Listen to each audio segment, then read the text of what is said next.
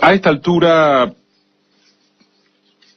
y esto es, bueno, claro, lo primero que nos interesa señalar, nos parece que la marcha opositora del miércoles pasado lleva a preguntarse mucho más respecto de su después que por su durante. Ustedes dirán obviedad, sí, pero cabe apuntar esa obviedad porque pareciera que solo se tratara de insistir con señalamientos ya expuestos suficientemente de un lado y de otro. La clave es acertar si lo ocurrido representa o no un nuevo escenario político, o al menos algún cambio significativo en el que ya se conoce, como hemos dicho tantas veces, uno no sabe si tiene las respuestas, pero está seguro de que esa es la pregunta. Con chicanas de baja estofa o de buena calidad provocativa, con mayor o menor rigor profesional, con fraseología cursi o argumentaciones atendibles, puede afirmarse que ya todo fue dicho, si es por los ánimos propagandísticos y la crítica ofensiva o defensiva. Por caso, enroscarse con la discusión en torno de la cantidad de asistentes no tiene sentido. No tiene sentido. Fue una manifestación enorme, con la misma composición de clase que la convocada a través de Juan Carlos Bloomberg en abril de 2004, la de las patronales agropecuarias en julio de 2008 y la de algunos de los cacerolazos. Lo mismo. Todas imponentes, todas ancladas en sectores medios y altos cuya bandera es la apoliticidad, contra un gobierno que en la calle y en los estadios dispone de una capacidad de movilización similar, bien que más sistemática, al estar dotada de militancia, volumen organizativo, franjas juveniles activas y, claro, un liderazgo concreto. ¿Hubo alguna novedad el miércoles pasado? La hubo en la forma en que apostaron los medios. La hubo en dirigentes de la oposición que marcharon casi escondidas, porque el presunto acriticismo enojado de los marchantes los alcanza también a ellos. ¿Qué tendría de novedoso que a la multitud no le importaron los antecedentes de los fiscales convocantes, como en su momento no interesaron la inutilidad comprobada del endurecimiento de penas contra el delito o los pergaminos nefastos de la oligarquía campestre? ¿Qué hay de original en el razonamiento de que esta es la gente, la sencilla gente conmovida, y no una negrada comprada a panes y choripanes y planes? ¿Qué se puede discutir con sujetos que enlazan a Cristina con Isabelita y Galtieri? ¿Qué? A ver, ¿qué? ¿Cuánto más exhortar a la serenidad analítica, siendo que hasta ahora las investigaciones indican fue suicidio, si la prensa opositora ya emitió dictamen por asesinato? Un ejemplo a no perder de vista son los numerosos sectores y personalidades de la comunidad judía que alertan su disgusto por la exclusividad mediática de Daya y Amia. Se escucha únicamente la voz de esa dirigencia, así como predomina la de los fiscales embarrados por el encubrimiento del ataque terrorista. ¿Le importa eso a quienes la escenografía del miércoles les impidió vociferar contra la yegua? Y sí, también le importa al gobierno tomar nota de sus notables errores de comunicación, o reconocer reconocer que llegó demasiado lejos en sostener a un fiscal que reportaba a una potencia extranjera? En resumidas cuentas, y a eventual riesgo de que el concepto resuene muy políticamente incorrecto, la pretensión de que el otro escuche carece de lógica si es que hablamos de los unos y los otros que tienen posiciones definidas. Sí es cierto que hay una diferencia de sinceridad entre quienes sostienen que esto es como siempre una batalla política, quien habla se incluye, por si hiciera falta aclararlo, y aquellos que se pretenden militantes de una asepsia a la que solo le interesa el esclarecimiento del episodio. Los acontecimientos inmediatamente previos y posteriores a la marcha han ratificado que este es un terreno intoxicado de operaciones para cuya advertencia no se necesita sapiencia política alguna, asimilación de arcadas se necesitaría. Una extraña testigo de la escena del departamento de Nisman que casualmente aparece un mes después, horas antes del acto, en el diario que casualmente motorizó la convocatoria de la manifestación.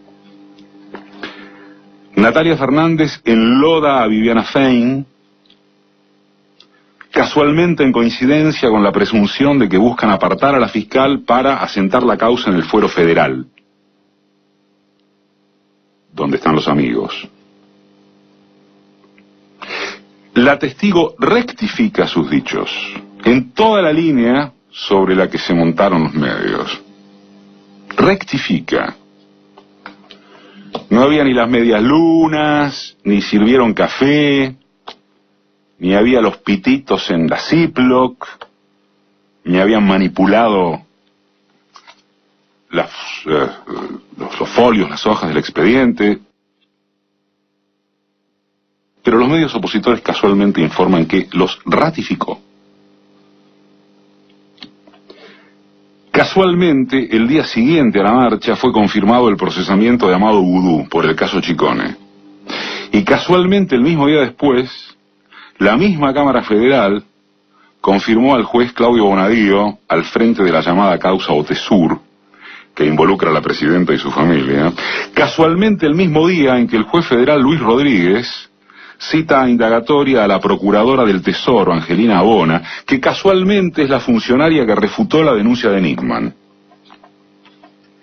El juez Rodríguez, casualmente, encabezó y aún comanda causas contra funcionarios gubernamentales y, entre otras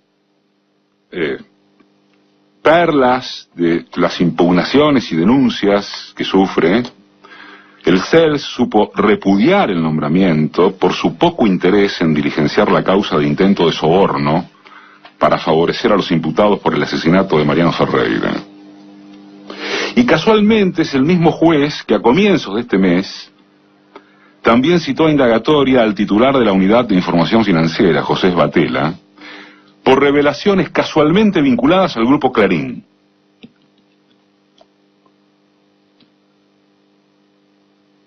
Todo es obra de una casualidad permanente, dijo Carlos Menem. Y nada de todo esto forma parte de operaciones políticas, sino del hartazgo de la porción impoluta de la justicia que se hace eco de la ciudadanía lampiña que está harta de la mierda de la política. En tren de discusiones más serias hay tres interrogantes que por ahora no tienen respuesta segura. Se conectan entre sí. Uno apunta a si los sectores más furiosamente confrontativos, que el miércoles volvieron a demostrar corpulencia esporádica, pero corpulencia al fin, serán capaces de construir su herramienta política y electoral. Una que sea definitoria. Otro interrogante interpela a esa suerte de tercio viscoso, fluctuante, de humor muy emparentado con las circunstancias económicas de momento, y del que habrá de verse cuánto se asusta frente a la tensión propagada. ¿Gira a la derecha? ¿O no es tan fácil que vuelva a comer vidrio en una elección presidencial? el tercero es la capacidad de reacción del kirchnerismo, básicamente mediante el liderazgo de Cristina y casi al margen de quién sea el candidato oficialista. La referencia más cercana y potente es 2008, 2009, 2011, cuando el gobierno instrumentó el paso atrás y dos o varios adelante.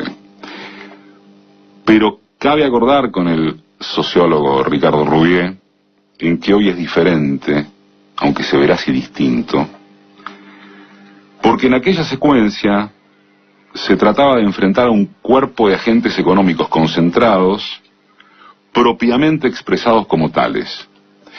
Esos grupos continúan en el mismo bando y siguen carentes de armas electorales firmes desde ya, pero hoy, ahora, lo que rige es instalar la idea de un gobierno criminal entre esa fracción de la sociedad con ánimos cambiantes. Es barrer con la noción de kirchnerismo a como sea, dejando el camino libre para el mayor consenso que se consiga a fin de volver atrás, lo más pronto posible, con todas o con la mayoría de las conquistas populares, sociales de este periodo. Sin partido militar. Y con la economía de piso en disputa, los medios y su familia judicial son el mejor recurso de que disponen. De hecho, hablan ya de manipulite y no tardarán en plantear el juicio político a la presidenta. Para cerrar con otras obviedades, y como ya lo exteriorizaron colegas varios, el miércoles hubo una nueva evidencia de la irrestricta libertad de expresión que vivimos. Sin querer queriendo, como escribió Weinfeld, lo demostraron los propios fiscales quejosos, los medios dominantes y la numerosísima asistencia. Por lo menos debería poder aspirarse a la honestidad intelectual de reconocerlo. ¿No es cierto? Tampoco hay caso, y debe admitirse que podrá haber lugar para la indignación, pero no para la sorpresa. Días pasados, esta semana, en una de sus muy pocas intervenciones televisivas, Tito Cosa recordaba el encadenamiento retórico de los golpistas desde 1930. Lo hizo prácticamente emocionado, conteniendo la invitación al exabrupto. Recordaba esa obviedad imprescindible de certificar lo idéntico de los pronunciamientos a lo largo de la historia, de los mismos grupos, con las mismas oraciones. Y la única diferencia de que esta vez no pueden darle carácter de proclama convencional. El gobierno decadente, la corrupción, la impunidad, el régimen, la falta de libertades, la patria amenazada. Voltearon a Irigoyen y a Perón, parieron la violencia institucional, desataron una masacre inédita, vendieron el país. Los matices que quieran encontrarse no modifican en nada el centro de la cuestión, ni mucho menos las palabras. Miren, vale machacar con lo obvio, porque es obvio que hace falta.